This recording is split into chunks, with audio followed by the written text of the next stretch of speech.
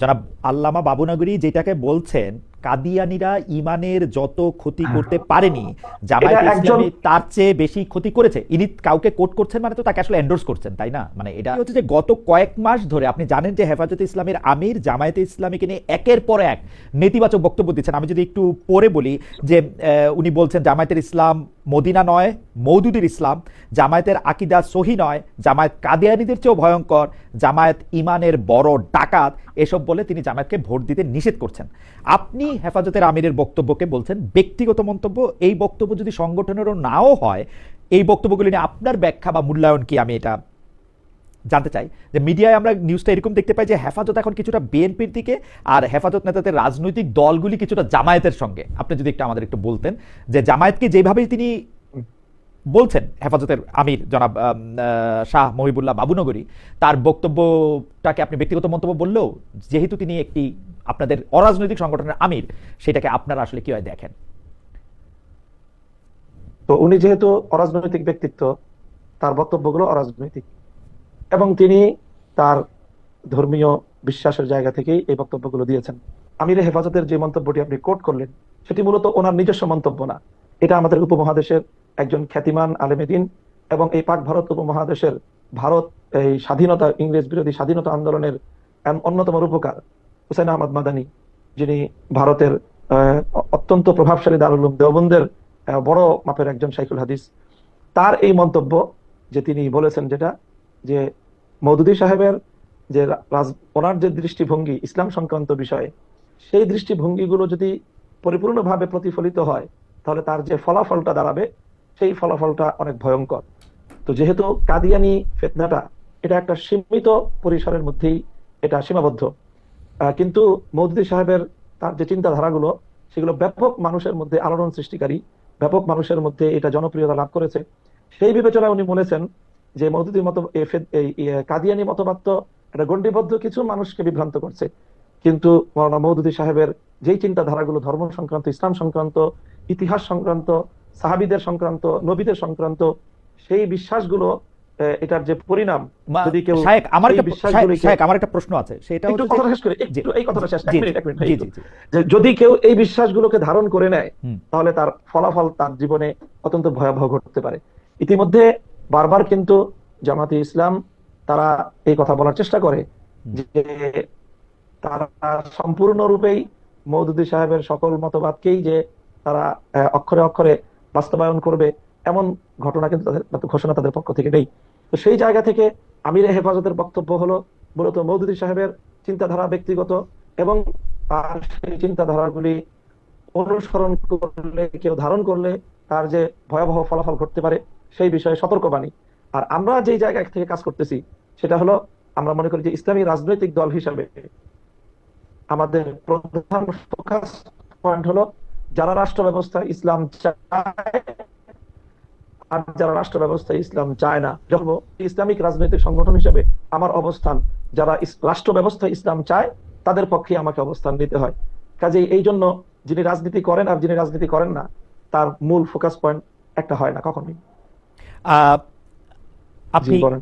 আমার কাছে, আপনার কাছে আমার যে প্রশ্ন ছিল যে সেটা হচ্ছে যে আপনি বলছেন যে উনি একজনকে কোট করে বা উদ্ধৃত করে একটা কথা বলছেন, সেক্ষেত্রে আপনি একটা উদাহরণও দিলেন, কিন্তু আপনি কি এটাকে এরকমই মনে করেন কিনা? আপনি কি এই কোটটা দিতেন কিনা?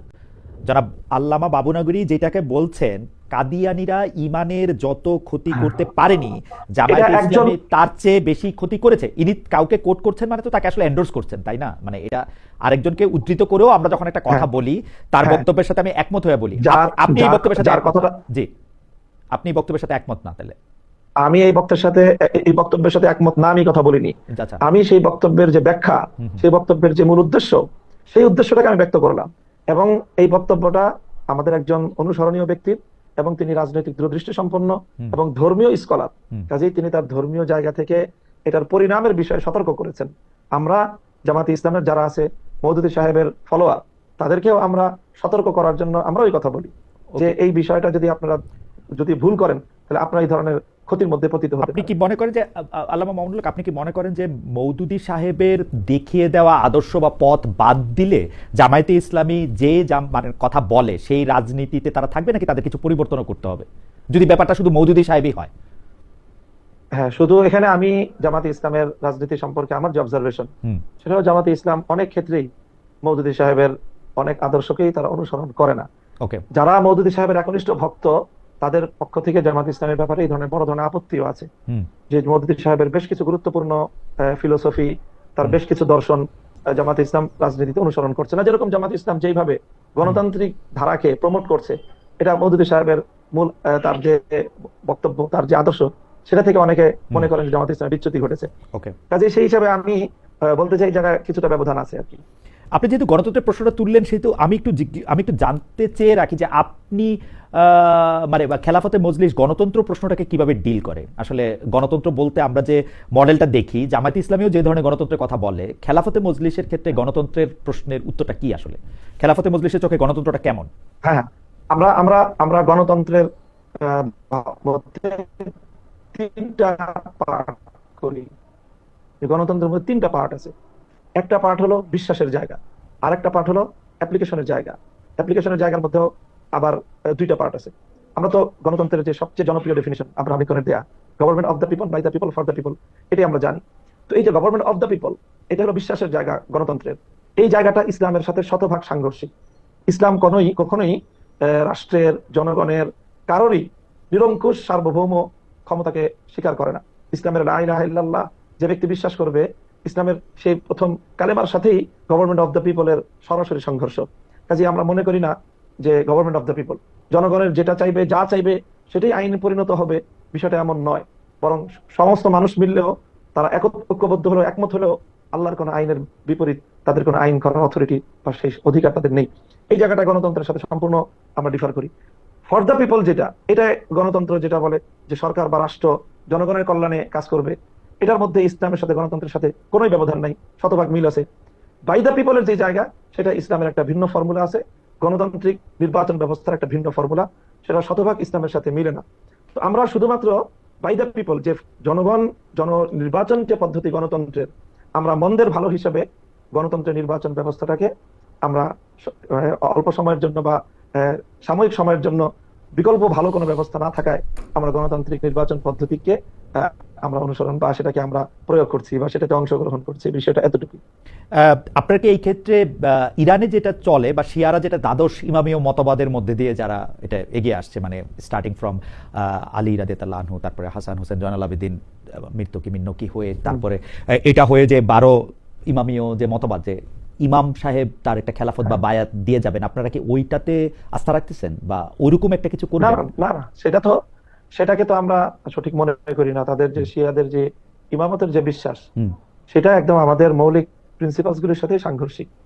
সেটার সাথে আমাদের বিশ্বাস বা কর্মের কোনো সম্পর্ক নেই। তাহলে আপনারা কিভাবে করবেন এটা? আপনারা গণতন্ত্রকে মেনে নিচ্ছেন, মানে আপনারা গণতান্ত্রিকভাবে নির্বাচিত হয়ে খেলাফতের দিকে এগুলি কি মানে মডিফাই করব, আমরা মডিফাই করব, ধরা যাক, মানে নির্বাচন ব্যবস্থাটাকে মডিফাই করব। সেটা কিরকম হবে? ধরেন আপনি খলিফা নির্বাচিত হলেন, তাহলে আপনি কি বায়াতটা দিয়ে যাবেন আরেকজন হ্যাঁ, খলিফাকে?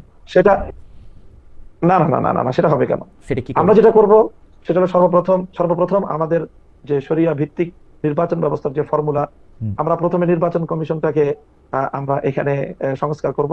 নির্বাচন কমিশনের দায়িত্ব নির্ধারণ করব। হুম। নির্বাচন কমিশনের দায়িত্ব হবে ভোটার আইডি কার্ড প্রণয়ন করা। হুম। এখন যেটা দেয় ন্যাশনাল আইডি কার্ড, হুম। রাষ্ট্রের মধ্যে দুই ধরনের আইডি কার্ড থাকবে। হুম। একটা হবে এনআইডি, হুম। আর একটা হবে ভিআইডি। হুম। ন্যাশনাল আইডি কার্ড রাষ্ট্রের সকল নাগরিকরা পাবে, ভোটার আইডি কার্ড রাষ্ট্রের সকল নাগরিকরা পাবে না। হুম। রাষ্ট্রের ভোটার আইডি কার্ড পাবে দুটো ক্রাইটেরিয়ার উপর ভিত্তি করে। হুম। একটা ক্রাইটেরিয়া হবে হলো যে একজন মানুষ যার মধ্যে এই সঠিক শাসক নির্বাচন করার মতো সেই দক্ষতা, সেই যোগ্যতা, সেই ধরনের ক্যাপাবিলিটি যার প্রমাণ হবে পরীক্ষার মাধ্যমে, যে কোনো একটা, এটা হলো একটা ক্রাইটেরিয়া। মানে দ্বিতীয় ক্রাইটেরিয়া হবে যার মধ্যে, জি জি, একটু যদি মানে আমাদের দর্শকদের উদ্দেশ্যে বা আমাদের জন্য যদি একটু ছোট ছোট করে বলেন, মানে একটা পরীক্ষার মাধ্যমে শাসক নির্বাচনে ভোট দেওয়ার ক্ষমতা আছে কিনা সেটা নির্বাচিত করা হবে, তাই তো? হ্যাঁ, একটা পরীক্ষার মাধ্যমে বলতে কোনো একটা ক্রাইটেরিয়া দেওয়া থাকবে, হয়তো শিক্ষাগত যোগ্যতার বিভিন্ন বিষয় এবং সার্টিফিকেশনের রাষ্ট্রীয় একটা আয়োজন থাকবে। সেই রাষ্ট্রীয় আয়োজনগুলির মাধ্যমে, এখন যেমন একজন মানুষ ভোটার ন্যাশনাল আইডি কার্ড পায় কিভাবে? ন্যাশনাল আইডি কার্ড কিন্তু পাওয়ার জন্য তার স্থানীয় একটা প্রশাসনিক, তারপরে জনপ্রতিনিধি, যে স্থানীয় সরকারের একটা মিনিমাম, সেখানে তার একটা লাগে, মানে সেখান থেকে সত্যায়ন লাগে। ঠিক ওরকম কোন একটা আয়োজন থাকবে, যে সত্যায়নের মাধ্যমে, একটা যাচাই বাছাইয়ের মাধ্যমে একজন ভোটারের প্রথম ক্রাইটেরিয়া তাকে উত্তীর্ণ হতে হবে যে হ্যাঁ, তিনি একজন যোগ্য শাসক নির্বাচন বা যোগ্য শাসক বাছাই করার মতো তার মিনিমাম যোগ্যতা এবং দক্ষতা তার মধ্যে ওকে, আছে। এই এই এটাকে তার এই প্রমাণ এই করতে হবে। যোগ্যতাটা অর্জনের জন্য তাকে একটা বিশেষ শিক্ষায় শিক্ষিত হতে হবে, তাই তো? বা ধরেন না, না, না, ক্লাস না, 5 না। পর্যন্ত না। পাস করলো বা 10 পর্যন্ত না। পাস করলো, ওরকম কিছু? সেটা সেটা সময়ের হিসাবে, সময়ের প্রয়োজন হিসাবে এটাকে বাস্তবতার নিরিখে নির্বাচন করতে হবে যে শিক্ষাগত যোগ্যতাটা এখানে লাগবে কি লাগবে না, হুম। শিক্ষাগত যোগ্যতার বিষয়টা এখানে প্রয়োজন হবে কি হবে না, হুম। এটা ইসলাম নির্ধারণ করে দেয়নি। ওকে। ইসলাম যেটাকে নির্ধারণ করেছে যে অবশ্যই ভোটারকে এই যোগ্যতা রাখতে হবে যে সে সঠিক শাসক নির্বাচন করার মতো যোগ্যতা তার থাকতে হবে। ওকে, এটা সেই হলো ক্ষেত্রে প্রথম criteria। সেই ক্ষেত্রে কি তাকে সবাইকে, মানে যারা ভোটার হবে তাদের সবাইকে মুসলমান হতে হবে, মানে ওরকম কোনো কিছু কি থাকবে নাকি না, না। না, অমুসলিমরাও পারবে? অমুসলিমরা যদি তাদের মধ্যে ওই ধরনের, তাদেরকে যদি রাষ্ট্র নির্বাচন করে বা ব্যবস্থা করে, সেটা রাষ্ট্রের সিদ্ধান্তের, নির্বাহী সিদ্ধান্তের বিষয় থাকবে। হুম। সেই সিদ্ধান্তের আলোকে যদি সেটা হয়, তাদেরকে তাদের একটা মতামত নেওয়ার যদি অবকাশ রাখা যায়, সেটা রাখার অপশন থাকবে। আর দ্বিতীয় যে ক্রাইটেরিয়া থাকবে সেটা হলো যে আমানতদারিতা থাকতে হবে, হুম। যে নৈতিকতা, নীতি নৈতিকতার ন্যূনতম মানে একজন মানুষকে উন্নীত হতে হবে, যার দ্বারা এমন কোন অপরাধ বা এমন কোন অভিযোগ যার ব্যাপারে প্রমাণিত হবে যে তিনি ব্যক্তি স্বার্থে, দলীয় স্বার্থে অথবা অন্য কোনো স্বার্থের কারণে যোগ্য ব্যক্তিকে চেনার পরেও, জানার পরেও অযোগ্য ব্যক্তিকে শাসক হিসেবে তিনি যাকে মতামত দিতে পারেন, হুম। এরকম ব্যক্তিও ভোটার আইডি কার্ড পাবে।